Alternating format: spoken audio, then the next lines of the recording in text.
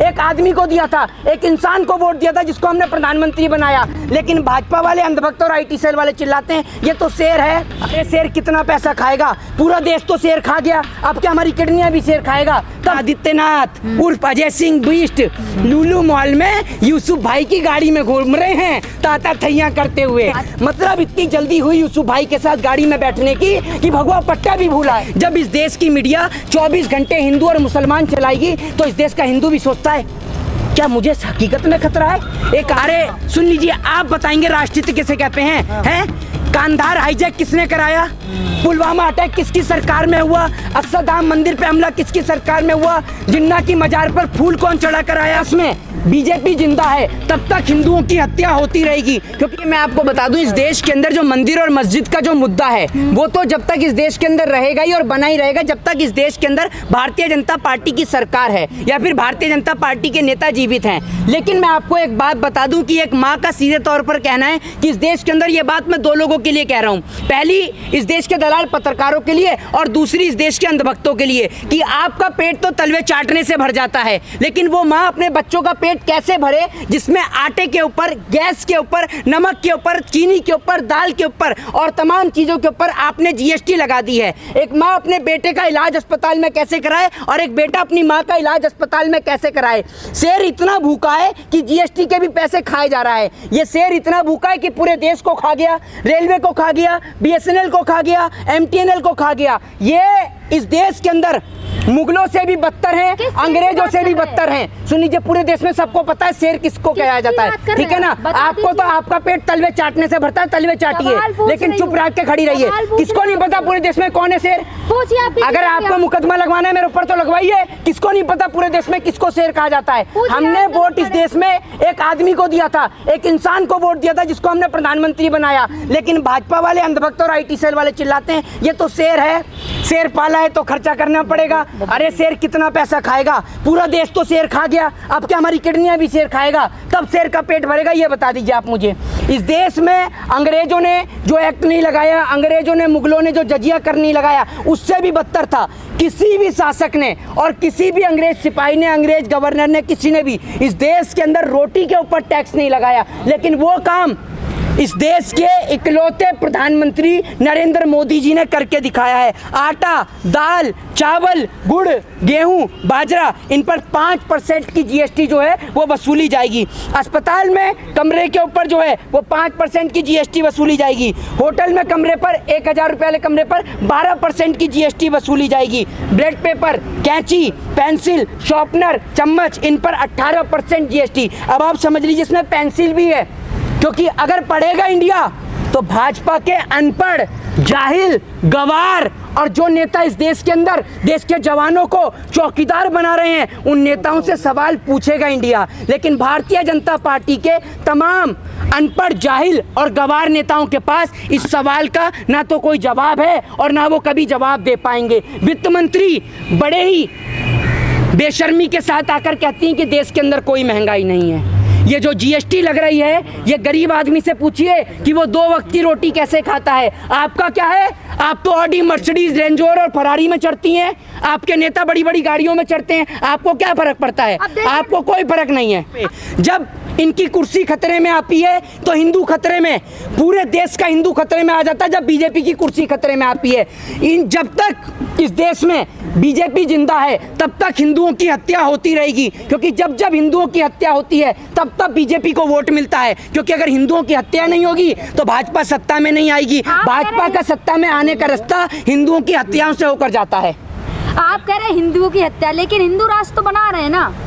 हिंदुओं की हत्या करके कभी हिंदू राष्ट्र बनता होगा? मैंने एक कहावत जो कही थी ना वो इन जैसे पत्रकारों पे लागू होती है कि आपका पेट तो तलवे चाटने से भर जाएगा, लेकिन वो माँ अपने बच्चों का पेट कैसे भरेगी जिस पे आपने GST लगा दी, गैस पे आपने GST लगा दी, बाजरे पे आपने GST लगा दी और तमाम चीजों पर आपने GST लगा दी। राष्ट्र हित के लिए है ये सब चीजें। हाँ जी, राष्ट्र हित के लिए। अरे अगर राष्ट्र हित के लिए है तो आप तो ज्यादा कमाते हैं, आप भी तो खूब दलाली कर रहे हैं, सरकार की दलाली कर रहे हैं। तो राष्ट्र हित में उस माँ के घर पे जाकर राशन भरवा दीजिए। लीजिए, जो माँ सड़क पे बैठती है, जो माँ, जो सुन लीजिए, जो माँ सुबह जाकर अस्पताल की सफाई करती है या किसी के घर के बर्तन मांजती है, तब जाके अपने बेटे को, अपने बच्चे को 2 वक्त की रोटी खिलाती है। आपने तो बोल दिया राष्ट्रहित। मोदी जी को। अरे सुन लीजिए, आप बताएंगे राष्ट्रहित किसे कहते हैं? हैं?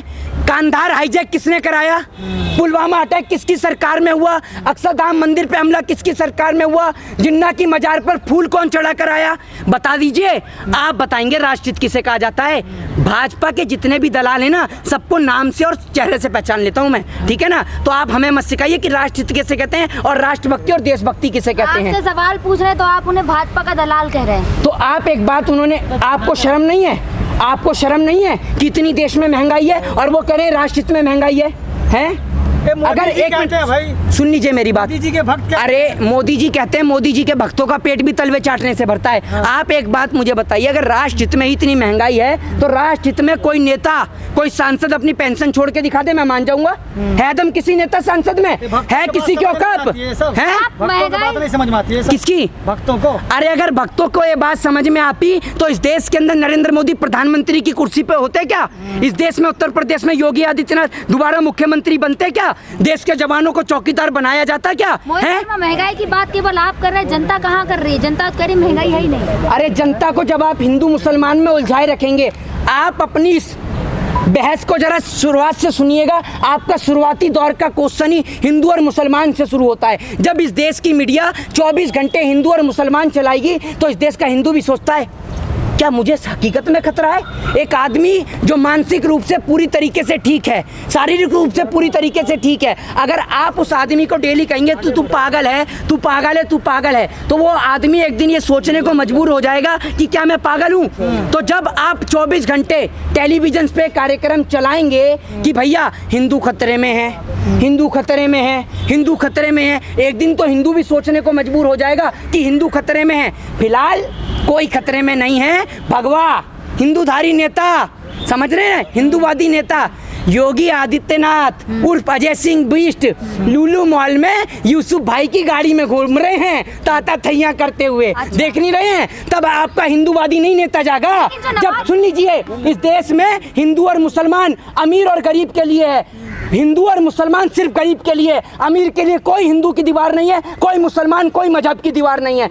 अगर अमीर और गरीब के लिए हिंदू मुसलमान की दीवार नहीं होती ना, तो मैं आपको बता दूं, यूसुफ भाई की गाड़ी में लुलु मॉल के अंदर में देश के मुख्यमंत्री, उत्तर प्रदेश के मुख्यमंत्री यूसुफ भाई की गाड़ी में घूमते हुए नजर नहीं आते और भगवा पट्टा भी नहीं पहनते हैं। मतलब इतनी जल्दी हुई यूसुफ भाई के साथ गाड़ी में बैठने की कि भगवा पट्टा भी भूला है। ये देख लीजिए आप। लेकिन मॉल में जो लोग नमाज करते हुए नजर हिंदू आए, हैं। हिंदू बताए जा रहे हैं। तो इन लोगों का तो काम ही है देश के अंदर, इन लोगों का तो काम ही देश के अंदर हिंदू मुसलमान कराने का है। लेकिन जब आपके मुख्यमंत्री जी फीता काट रहे हैं, मुख्यमंत्री पर इतना समय है कि लुलु मॉल का जाके फीता काट लें, स्कूल का फीता काटने में नहीं है इनके पास समय, ठीक है ना? स्कूल का अगर फीता काटने को कह दोगे, क्या क्या कहा आपने?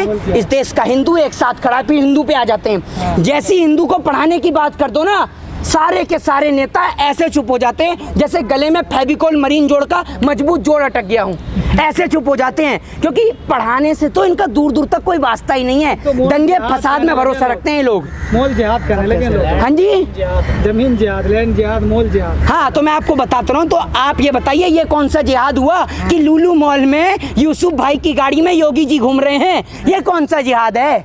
ये तो बता दीजिए। आप बताएंगे ना? हैं? ये अंधभक्त बताएंगे, वही जिहाद ढूंढ ढूंढ के लाते हैं। उन्हों को ज्यादा नॉलेज है जिहाद की, उन्हों को ज्यादा नॉलेज है जिहाद की। उन्हों को ये नहीं पता होगा रामायण के कितने श्लोक है, गीता के कितने श्लोक है, देश के कॉन्स्टिट्यूशन में उनको कौन कौन से लीगल राइट मिले हुए हैं, राइट टू एजुकेशन का राइट क्या है, राइट टू फ्रीडम का राइट क्या है, ये नहीं पता होगा। लेकिन जिहाद सारे पता है उन्हें। तो इस देश के लोगों से निवेदन है, हिंदू मुसलमान के नाम पर नहीं, देश के अंदर रोजी रोटी और बेरोजगारी के नाम पर लड़े। जय हिंद, जय भारत, वंदे मातरम।